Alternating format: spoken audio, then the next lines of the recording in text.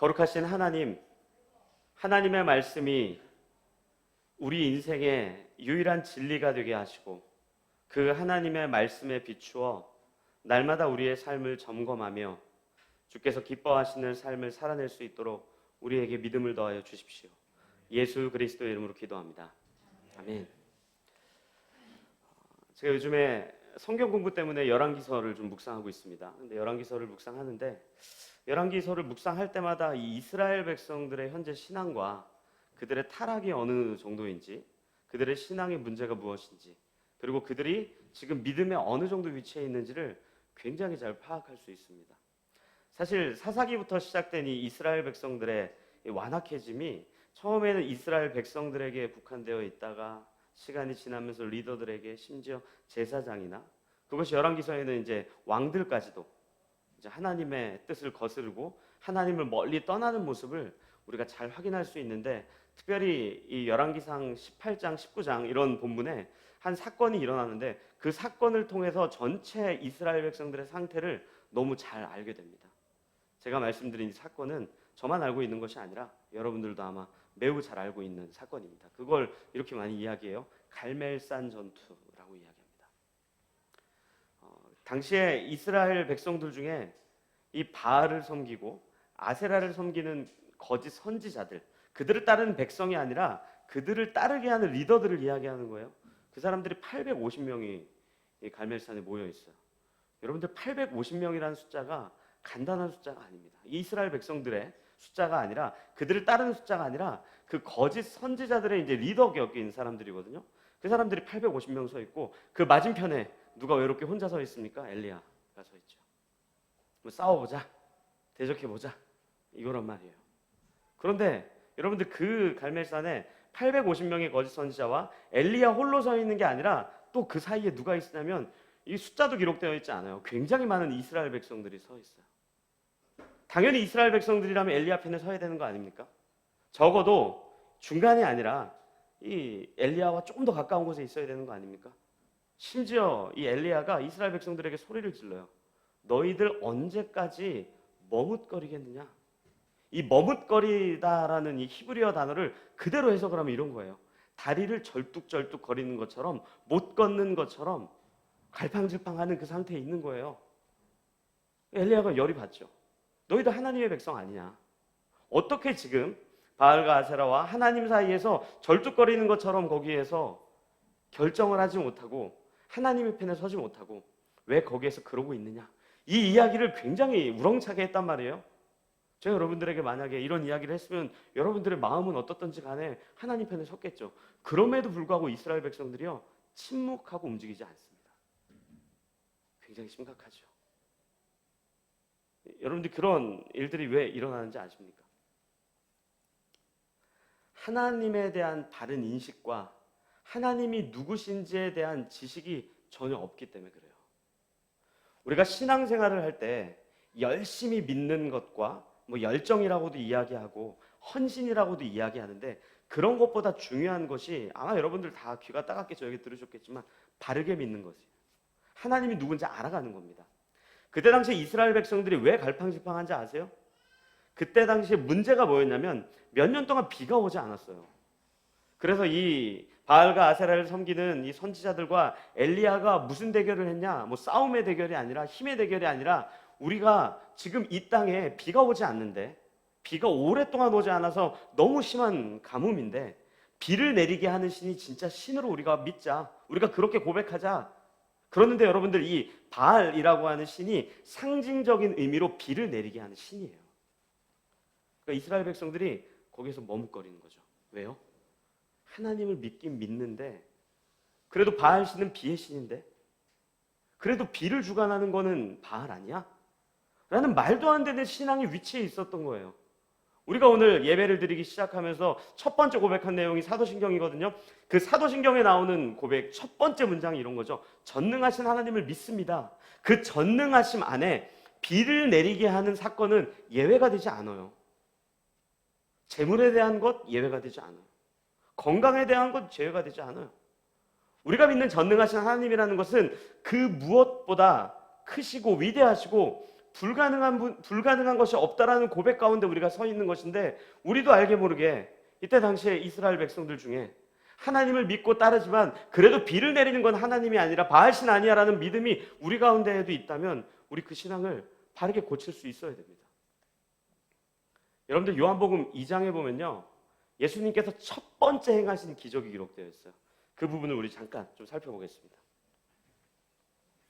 요한복음 2장 1절입니다. 제가 읽어드릴 테니까 한번 들어보십시오. 사흘째 되던 날 갈릴리 가나에 혼례가 있어 예수의 어머니도 거기 계시고 예수와 그 제자들도 혼례의 청함을 받았더니 포도주가 떨어진지라. 예수의 어머니가 예수에게 이르되 저들에게 포도주가 없다 하니 예수께서 이르시되 여자여 나와 무슨 상관이 있나이까? 내 때가 아직 이르지 아니하였나이다. 그의 어머니가 하인들에게 이르되 너희에게 무슨 말씀을 하시든지 그대로 하라 하니라.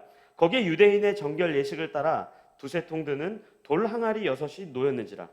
예수께서 그들에게 이르시되 항아리에 물을 채우라 하신즉 아귀까지 채우니 이제는 떠서 연회장에게 갖다 주라 하심에 갖다 주었더니 연회장은 물로 된 포도주를 맛보고도 어디서 났는지 알지 못하되 물떠온 하인들은 알더라. 연회장이 신랑을 불러 말하되 사람마다 먼저 좋은 포도주를 내고 취한 후에 낮은 것을 내거늘 그대는 지금까지 좋은 포도주를 두었도다 하니라. 예수께서 이 첫 표적을 갈릴리 가나에서 행하여 그의 영광을 나타내심에 제자들이 그를 믿으니라. 아멘.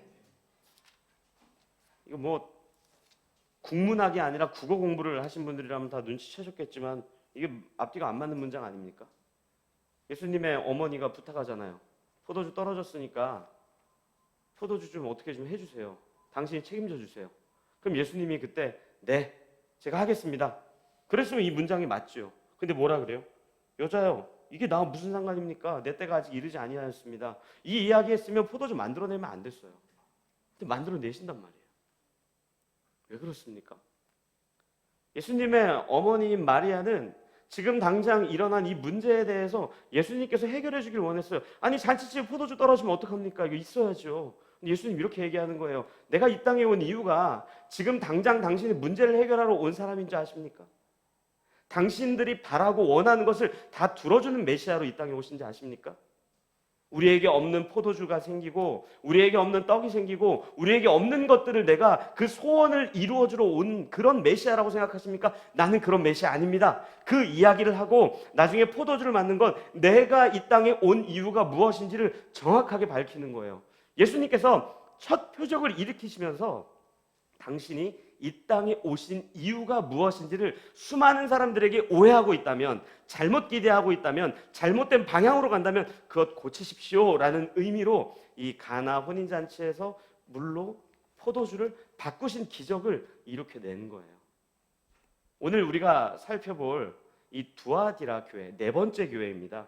이 네 번째 교회에 요한을 통해서 교회가 어떻게 하나님을 바르게 인식해야 하는지, 우리가 믿는 예수 그리스도가 누구신지, 우리가 믿는 하나님이 정확하게 어떤 분인지를 바르게 알기를 권면하는 내용이 오늘 본문이에요.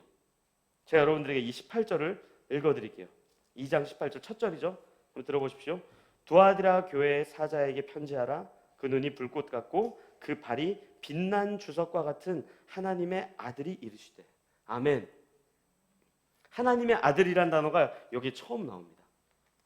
요한계시록에 한 번도 안 나와요. 이 전에도 안 나왔고 이 이후에도 안 나와요.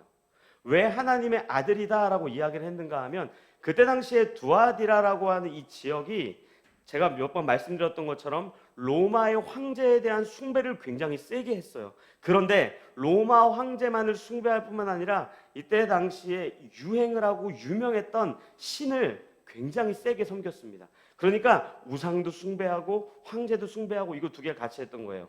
그런데 이 두아디라 지역에서 섬겼던 신이 누구냐면 아폴로 신입니다.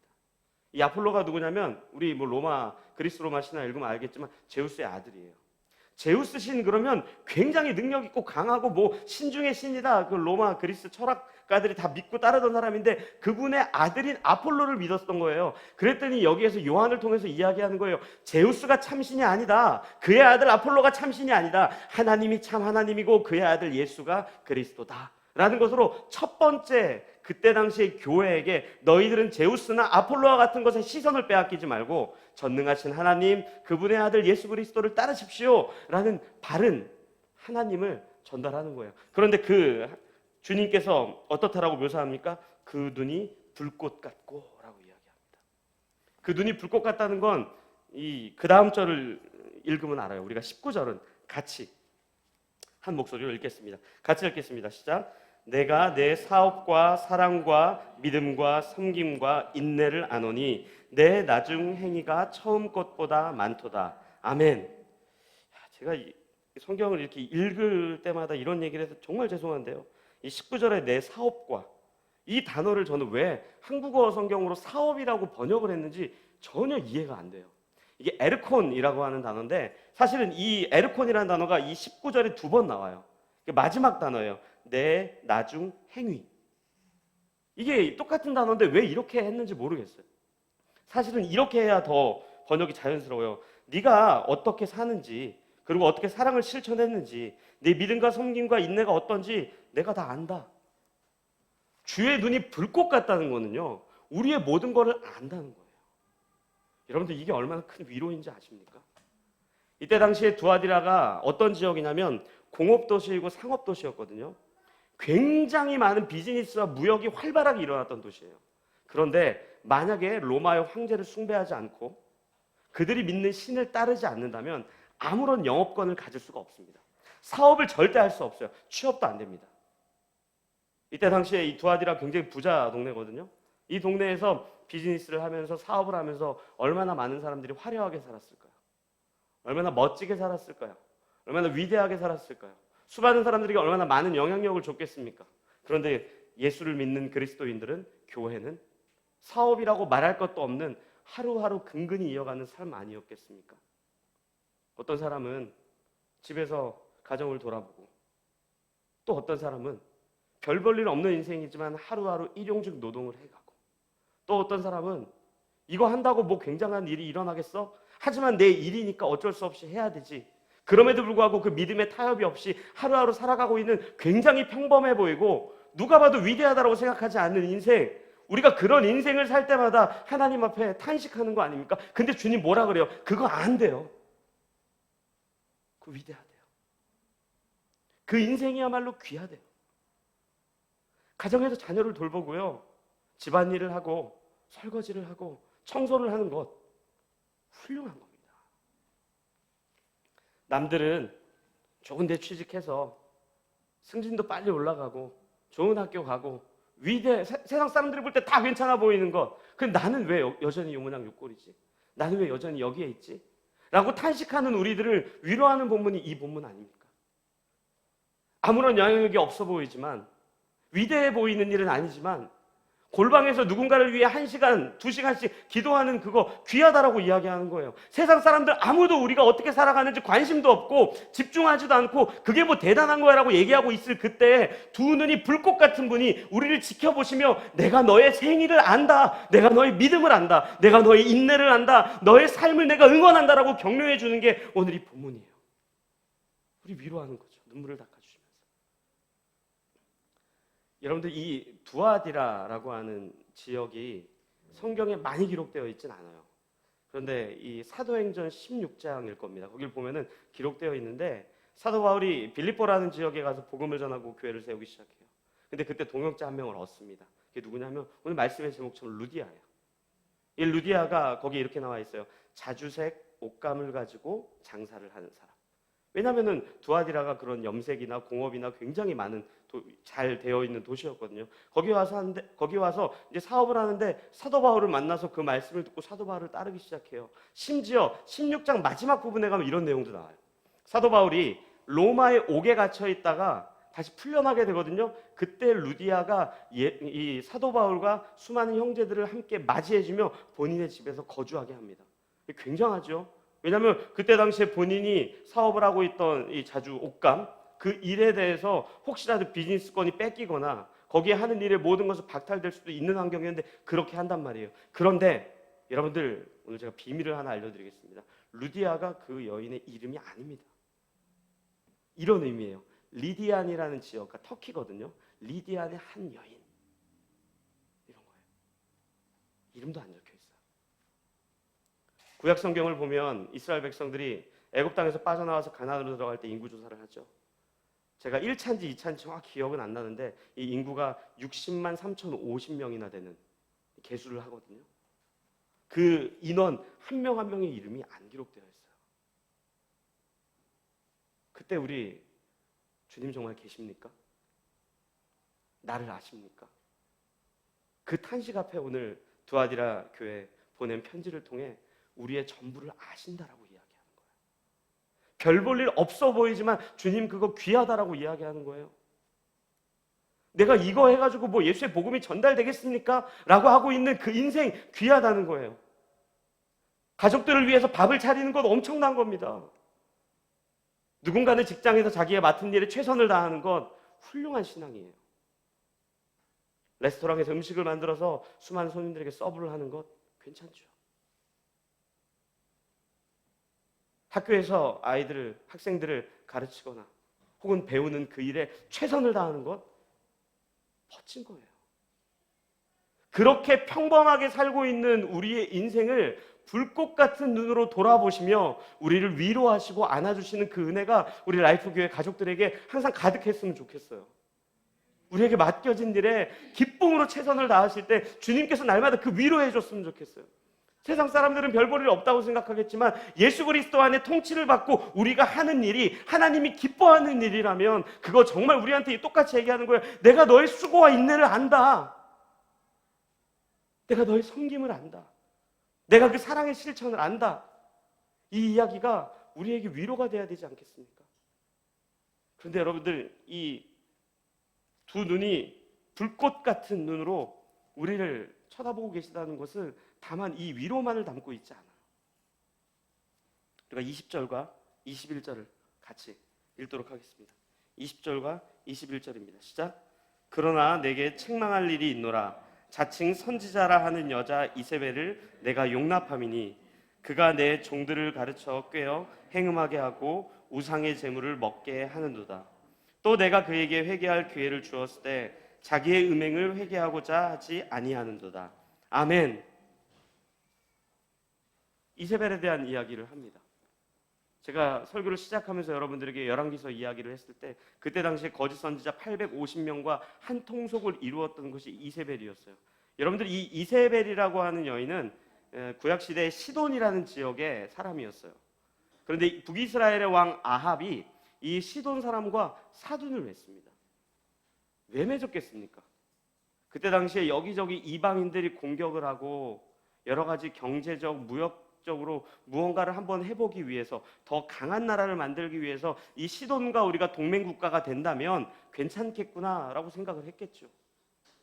그래서 이 이세벨이란 여인이 아합 왕과 결혼을 해요. 근데 여러분도 한번 생각해 보십시오. 이 이세벨이란 여인이 우상 숭배자였는데 처음부터 이스라엘에 들어와서 왕후의 역할을 하면서 이제 우상 숭배를 우리 함께 합시다라고 이야기했으면 아무리 악한 아합이라도 그렇게 하지 않았을 거예요. 처음에는 그렇게 하지 않았겠죠. 근데 시간이 지나면서 조금씩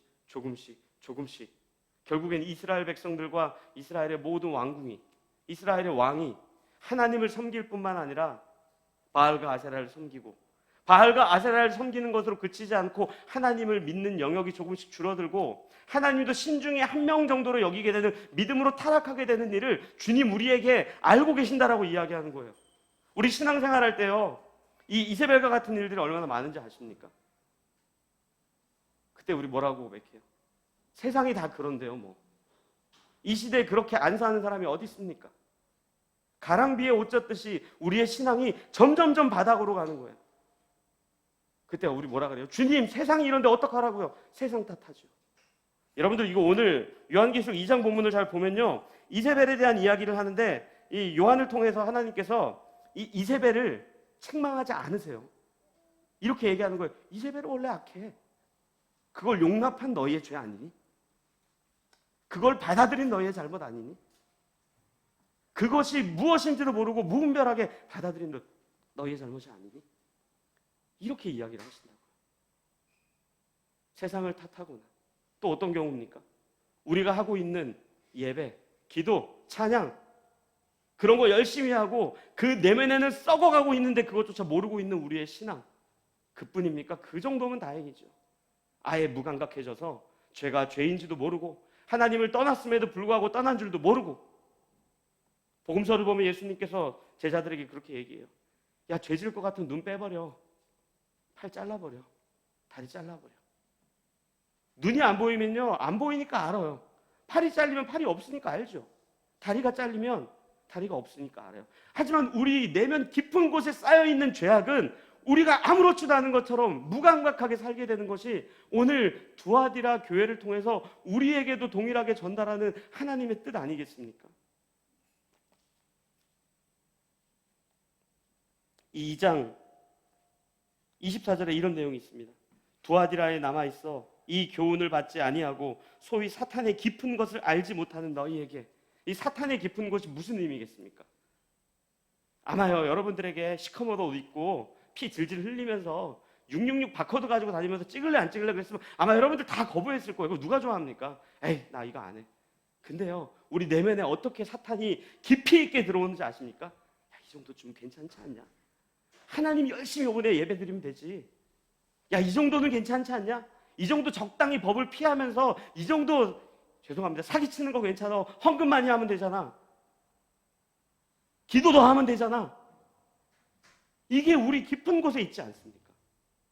우리도 모르는 죄악으로 달려가고 있음에도 불구하고 죄로 달려가고 있는지도 모르는 우리의 인생이 얼마나 비참하고 탄식을 해야 됩니까? 주님께서 우리를 불꽃 같은 눈으로 보고 있다. 이 고백은요, 정말로 주 앞에 감사할 뿐만 아니라 탄식할 수밖에 없는 우리의 실존을 깨달아가는 과정이에요. 그래서 우리가 신앙 고백을 할 때 전능하신 하나님이라는 그 고백 안에 우리의 모든 것을 아시는, 하지만 동시에 우리의 깊은 곳까지도 모든 것을 꿰뚫어 보시는 그분 앞에 정직하게 살고자 애쓰고 노력해야 되는 우리의 신앙이 여기에 담겨 있는 거예요. 저는 우리 라이프교회 가족들이 비록 무명하지만 루디아와 같은 그런 여인의 신앙으로 매일을 살아내셨으면 좋겠어요. 세상은 자꾸 우리에게 그렇게 이야기할 거예요. 야, 그래도 영향력을 가지려면 이 정도 위치에 올라와야 되는데 여기서 하나님의 영광을 위해 살면 되지 않니? 그러니까 여기 올라오기까지는, 여기까지 도달하기까지는 세상과 똑같은 방법으로 살아주지 않겠니? 이게 하나님의 뜻입니까? 사탄의 깊은 의미죠. 하나님, 내 형편이 지금은 이러니까요, 내일은 그렇게 안 살게요. 이게 하나님의 뜻이겠습니까? 하나님 우리한테 이렇게 얘기하잖아요. 내일 말고 그냥 오늘 네가 나의 백성답게 살았으면 좋겠어. 이 신앙 앞에 우리의 신앙이 부끄럽지만 하나님께 큰 위로를 받으면서 천천히 가겠지만, 느리게 가겠지만 바른 길을 걸어야죠. 그때 우리 참으로 정말 천국에 대해서, 하나님 나라에 대해서 소망을 두고 살아가지 않겠습니까? 예수를 신실하게 따르던 제자들에게 예수님께서 그런 이야기를 한번 하셨어요. 제가 여러분들에게 이 본문을 읽어드릴게요. 좀 들어보시죠. 누가복음 9장입니다. 이튿날 산에서 내려오시니 큰 무리가 맞을세 무리 중에 한 사람이 소리질러 이르되 선생님, 청컨대 내 아들을 돌보아 주옵소서. 이는 내 외아들이니이다. 귀신이 그를 잡아 갑자기 부르짖게 하고 경련을 일으켜 거품을 흘리게 하며 몹시 상하게 하고 겨우 떠나가나이다. 당신의 제자들에게 내쫓아 주기를 구하였으나 그들이 능히 못하더이다. 예수께서 대답하여 이르시되 믿음이 없고 패역한 세대여, 내가 얼마나 너희와 함께 있으며 너희에게 참으리요. 내 아들을 이리로 데리고 오라 하시니. 아멘. 예수님께서 왜 제자들에게 이런 이야기를 하십니까? 제자들만큼 예수님 신실하게 따르던 사람이 또 있습니까? 모든 직업을 다 내팽겨치고 주님 신실하게 따르는 사람이 누가 있었습니까? 근데 왜 패역한 세대라 그래요? 하나님이 누구신지, 신앙생활이 무엇인지를 바르게 알지 못했기 때문에 그래요. 여러분들, 이 패역하다라는 이 단어가 그런 단어예요. 이 토기장이가 진흙을 가지고 본인이 원하는 이 물레를 막 돌려가지고 뭘 만들어 가는데 그렇게 안 빚어지는 거예요. 나는 동그란 항아리를 만들려고 그랬는데 저 이상한 항아리가 되어가는 거예요. 우리들 그렇게 고백하지 않습니까? 주는 토기장이고 우리 진흙입니다. 당신의 뜻에 맞게, 당신의 계획에 맞게 나를 빚어주십시오. 그 하나님을 우리가 믿는다면요, 정말 평범해 보이는 우리 매일의 삶에서 하나님의 큰 위로를 경험하셔야 돼요. 내가 하고 있는 일 무가치하지 않습니다. 내일을 위해서 오늘이 존재하지 않습니다. 하나님 앞에 오늘이 중요한 거예요. 또한 동시에 우리의 신앙 속에서 어그러진 것이나 패역한 것이나 잘못된 것이 있다면 고치려고 노력하십시오. 죄에 대해 무감각한 거는요, 하나님의 은혜를 묵상하는 삶이 아니라 하나님의 은혜가 우리에게 왜 주어졌는지를 모르는 거예요. 우리가 왜 구원받았는지를 바르게 알지 못하는 겁니다. 그런 의미에서 오늘 요한계시록 이 교회에게 두 눈이 불꽃 같은 분이 너희를 사랑하시고 너희를 위로하고 너희가 옳은 길로 걷기를 원한다라는 메시지가 우리의 메시지가 되었으면 좋겠습니다.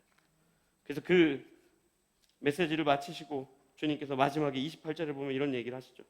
내가 또 그에게 새벽별을 주리라. 아멘. 저도 최근에는 이렇게 새벽에 이렇게 밖에 나가서 하늘을 본 적이 거의 없는데, 여러분들 이렇게 새벽별이라는 게, 사실 별은 뭐 늘 항상 그 자리에 있지만 어두깜깜한 별이라고 표현하지 않고 여기서 새벽별이라고 표현한 게, 여러분들 새벽이 되면은 이제 아침이 밝아온다는 의미잖아요. 하지만 동시에 그 어둠이 완전히 사라지는 시간이에요. 두아디라 교회에 왜 주님께서 이와 같은 약속을 하셨을까? 왜 이 어려운 교회에 이와 같은 약속을 하셨을까? 저는 아마 그런 것 같아요. 그들이 당시에 보고 있었던 화려해 보이는 것들, 굉장해 보이는 것들, 높이 솟아 보이는 것들, 그것이 삶의 전부라고 여기고 살면서도 그것이 아닌가? 혹은 뭐가 더 있나? 그들에게 그 모든 것이 이제 곧 사라지고 주님 다시 오시는 그날에 정말 영원한 생명과 기쁨과 그 우리가 눈에 지금 보이는 것과 비교조차 할 수 없는 아름다운 하나님의 나라를 우리에게 함께 임하시며 우리에게 그 선물을 주실 그 하나님을 소망하라고 그러는 거예요. 여러분들, 세상은 앞으로도 여러분들에게 훨씬 더 반짝반짝거리는 걸 많이 보여줄 겁니다.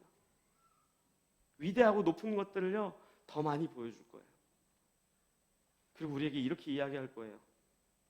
그걸로 좋은 일 하면 되잖아. 지금은 적당히 해. 내일부터 괜찮게 살면 되잖아. 오늘까지는 그냥 그렇게 살아. 야, 세상이 이런데 이 정도쯤 괜찮지 않겠냐? 여러분들 그 소리에 속지 마십시오. 전능하신 하나님께서 불꽃과 같은 눈으로 우리를 보고 계시다면 우리를 때에 따라, 그 시간과 과정에 따라 크게 위로해 주실 거예요. 하지만 또한 동시에 지금 당장 우리 눈에 보이는 가치 있다 여기는 것들이 얼마나 무가치한 것이고 얼마나 유한한 것이며 그것이 우리의 인생을 어떻게 폐역하게 만드는 것인지를 날마다 확인시켜 줄 겁니다. 저는 우리 사랑하는 라이프교회 가족들이 우리의 인생이 루디아와 같겠지만 그럼에도 불구하고 우리에게 맡겨진 일에 최선을 다하며 살아가셨으면 좋겠습니다. 하지만 동시에 우리 인생 속에 저 깊은 곳에 남아있는 이세벨이 있다면 그것은 지우고자 노력하는 그리스도인 그런 교회 되었으면 좋겠어요. 우리 시간 그렇게 하나님 앞에 어렵잖아요. 힘들잖아요. 저도 여러분들에게 이렇게 얘기하는 이유가요, 제가 잘하기 때문이 아니에요. 저도 잘 안 됩니다.